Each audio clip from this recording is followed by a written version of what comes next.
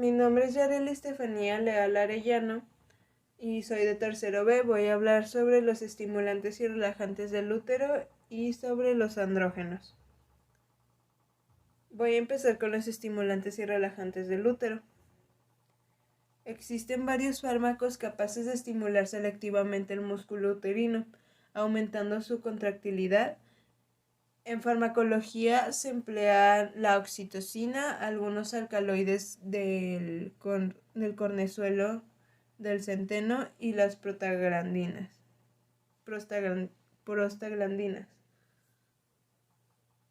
La oxitocina es la hormona natural estimulante del útero.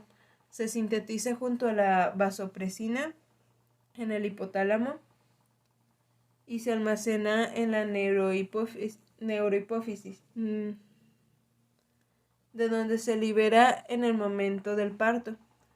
Solo estimula el músculo uterino a partir del quinto o sexto mes de embarazo, cuando el miometrio está sensibilizado a causa del nivel alto de estrógenos.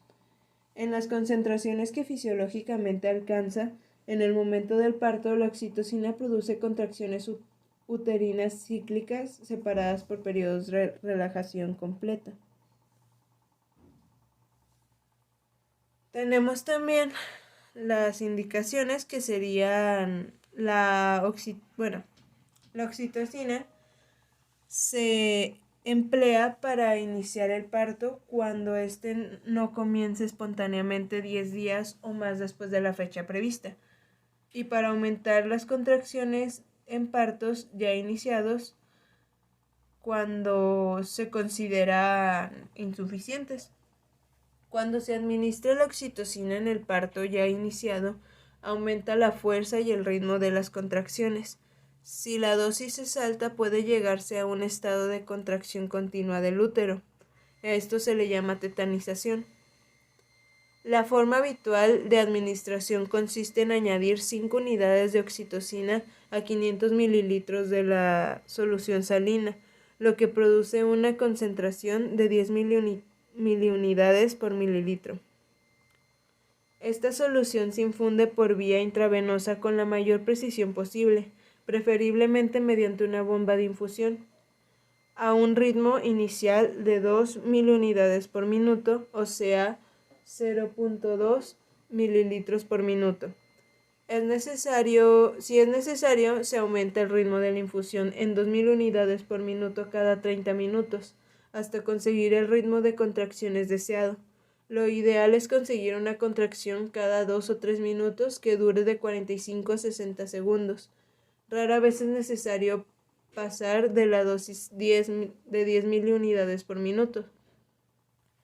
La respuesta uterina puede aumentar incluso manteniendo la misma dosis, por lo que es necesario controlar de forma instrumental y clínica la frecuencia y la intensidad de las contracciones. La oxitocina se puede utilizar después de la expulsión de la placenta para evitar o tratar hemorragia atónica posparto, pero hay que emplear dosis mucho más altas de las que se emplearon en la inducción del parto. Además del efecto estimulante del músculo uterino, la oxitocina estimula la contracción de los canales galactóforos de la mama después del parto, y se puede emplear en forma de nebulización nasal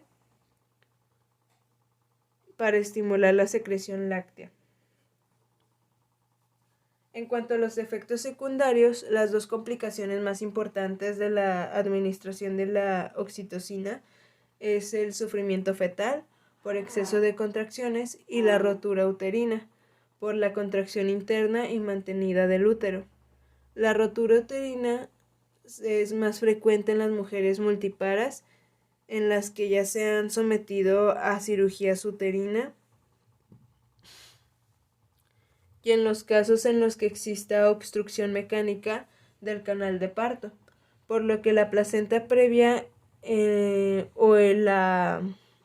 como la placenta previa o en la desproporción pélvico-cefálica. En todas estas circunstancias, la oxitocina está contraindicada. Una indicación correcta, así como una vigilancia constante clínica e instrumental, de la parturienta y el feto deben reducir al mínimo estas complicaciones. Tenemos también los alcaloides del cornezuelo del centeno. Del cornezuelo del centeno se extraen, además de la bromocriptina, diversos alcaloides derivados del ácido lisérgico, con potentes acciones sobre los sistemas nervioso y circulatorio. Los más importantes son la ergotoxina, la ergotamina y la ergobacina. La ergotamina y su derivado, la dihidroergotamina, se utilizan en el tratamiento de la migraña. La dihidroergotoxina o hidergina, un derivado hidrogenado de la ergotoxina, tiene fundamentalmente una acción alfa bloqueante sobre los vasos intracraneales y se utiliza en síndromes de insuficiencia vascular cerebral. Su efecto terapéutico es dudoso. La ergobacina y su derivado, la metilergobacina, tienen una potente acción estimuladora sobre la musculatura uterina, pero carecen casi por completo de acción vasoconstrictora. El efecto estimulante sobre el útero se manifiesta en cualquier fase del embarazo y es tan intenso que habitualmente produce una contracción continua del útero, lo que puede causar sufrimiento fetal o rotura uterina. Por esta razón no se utiliza nunca durante el parto, sino solo después del alumbramiento, para provocar la contracción del útero y evitar o tratar la hemorragia atónica posparto antes de administrarla. Antes de administrarla es preciso asegurarse de que se ha expulsado la placenta y de que no quedan restos placentarios en la cavidad uterina. También se utiliza por vía oral en el tratamiento de otras hemorragias uterinas, como después de un legrado o de un aborto. Como efectos secundarios puede producir náuseas o vómitos. Tenemos también las prostaglandinas. La dinoprostona, el gemeprost se utilizan en forma de gel vaginal para ablandar el cuello durante la fase de dilatación. El carboprost y el misoprostol se pueden utilizar para producir el vaciamiento uterino en cualquier fase del embarazo, siempre de que esta maniobra esté indicada hasta la 9ª semana de gestación. Ahora nos pasamos a los relajantes del útero. Cuando se producen contraindicaciones uterinas antes del final del embarazo, conviene frenarlas, sobre todo si se considera que el feto es todavía inviable. Existen diversos fármacos denominados relajantes uterinos o tocolíticos que por distintos mecanismos pueden frenar las contracciones uterinas. Tenemos entre estos los agonistas adrenérgicos beta 2. La estimulación del sistema simpático inhibe la contractilidad del útero al actuar sobre los receptores beta 2 del músculo uterino.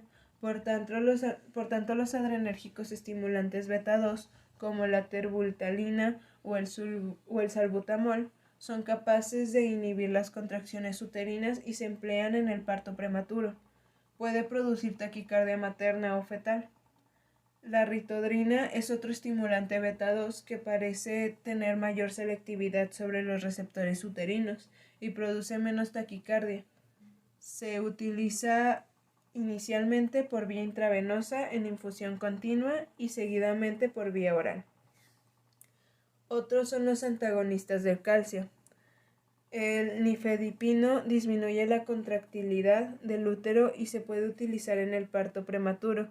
Su eficacia es escasa y pueden aparecer efectos secundarios. También tenemos los inhibidores de la síntesis de prostaglandinas. Debido al efecto estimulante de las prostaglandinas sobre el músculo uterino, el bloqueo de su síntesis mediante los AINE no selectivos pueden frenar las contracciones uterinas prematuras. Con este fin suele emplearse la indometacina. Por último tenemos los antagonistas de la oxitocina. El atosiban es un fármaco capaz de bloquear los receptores de la oxitocina del músculo uterino y se puede utilizar en el parto prematuro. Tengo también aquí unos puntos importantes que caben destacar en la enfermería. Sería la administración intravenosa de la oxitocina, ya que debe vigilarse permanentemente, monitorizando a la madre y al feto, y no abandonando nunca a la parturienta. Es muy importante administrar la dosis exacta, vigilando el funcionamiento de la bomba de infusión. La oxitocina está contraindicada en las multiparas, en las mujeres que ya se han sometido a una cirugía uterina y en los casos en los que existe una obstrucción del canal de parto. La metilergobacina no se administra nunca antes del parto y la expulsión total de la placenta. La vía de administración habitual es la intramuscular. La vía intravenosa por lo general se reserva para auténticas urgencias. Por último, los inhibidores de las contracciones uterinas del grupo de los agonistas beta 2 siempre producen taquicardia, tanto materna como fetal, por lo que conviene controlar la frecuencia cardíaca de la madre y del feto. Ahora hablaremos sobre los andrógenos. Los andrógenos son las hormonas masculinas con poder virilizante. El más importante es la testosterona, que se sintetiza en las células Leydig del testículo bajo el estímulo de la luteinizante secretada por la hipófisis. Mediante la enzima 5-alfa reductasa, la mayor parte de la testosterona se transforma en los tejidos en dihidrotestosterona, que es la forma más activa de la hormona. Ambas ejercen sus efectos fisiológicos estimulando receptores androgénicos específicos de los tejidos.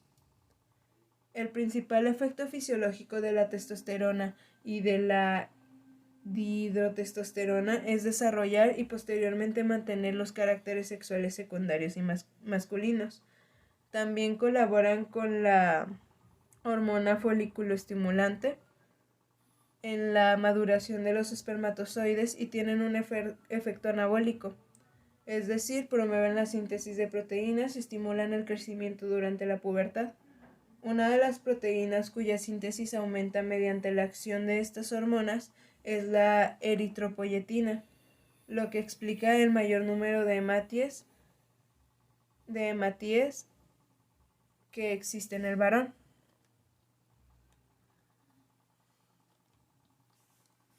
También tenemos los preparados farmacológicos de los andrógenos, que estos se dividen en dos.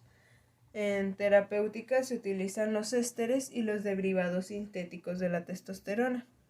Los ésteres de la testosterona más utilizados son el propionato, el enantato y el cipionato, que solo pueden administrarse por vía intramuscular, ya que por vía oral se inactivan rápidamente.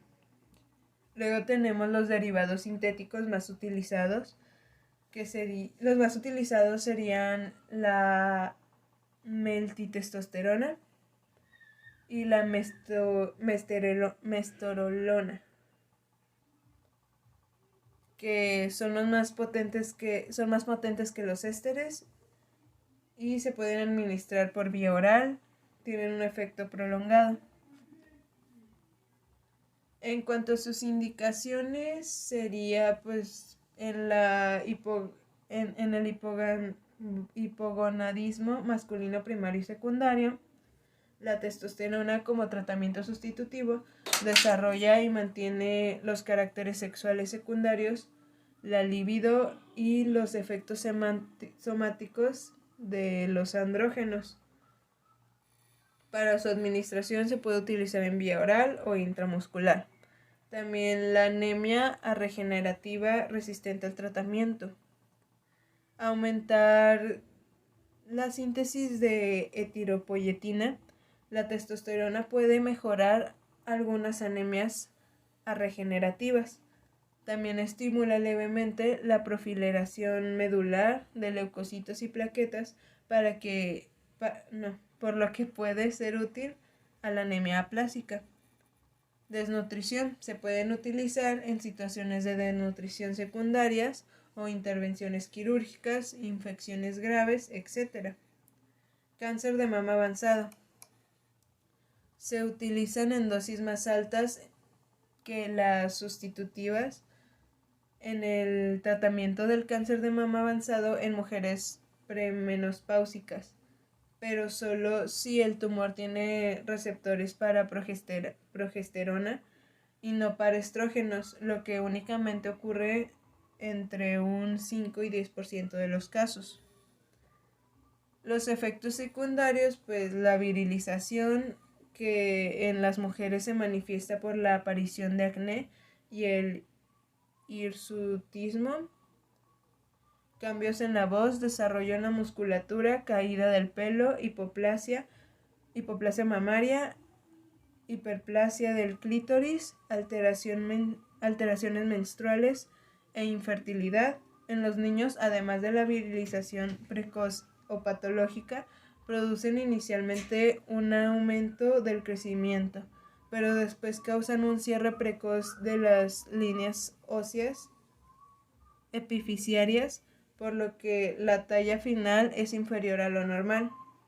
En el varón adulto, los andrógenos pueden producir ginecomastia, probablemente porque en parte se transforma en estrógenos por la vía metabólica de la aromatosa. Tenemos también los antiandrógenos, que serían la cipropterona, la flutamida y la bicalutamida. Son blanquetes selectivos de los receptores periféricos en los andrógenos y por tanto impiden sus acciones. Se pueden utilizar exclusivamente en el tratamiento de cáncer de próstata avanzado, sobre todo al comienzo del tratamiento con análogos de la gonadorelina, ya que, como se ha indicado, en los primeros días de tratamiento, estos fármacos producen un aumento de síntesis de testosterona y pueden agravar el cuadro clínico del tumor.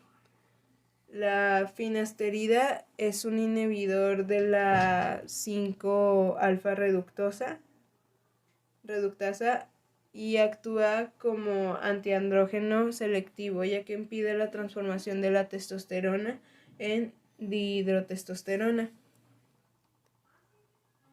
El tratamiento de la impotencia del varón, pues los tratamientos farmacológicos clásicos, como los supuestos afrodisíacos, ofrecen escasos resultados o resultan de aplicación incómoda, como la inyección de una prostaglandina directamente en el cuerpo cavernoso.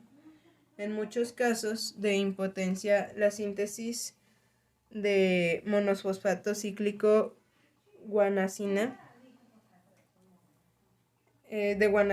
se encuentra disminuida, pero se mantiene el efecto de la fosfodiesterasa y por lo tanto nunca se alcanza la concentración adecuada de monofosfato cíclico de guanacina en el cuerpo cavernoso. El sildenafilo es un potente inhibidor de la fosfodiesterasa y consigue, por lo tanto, aumentar la concentración de monosfosfato cíclico de guanacina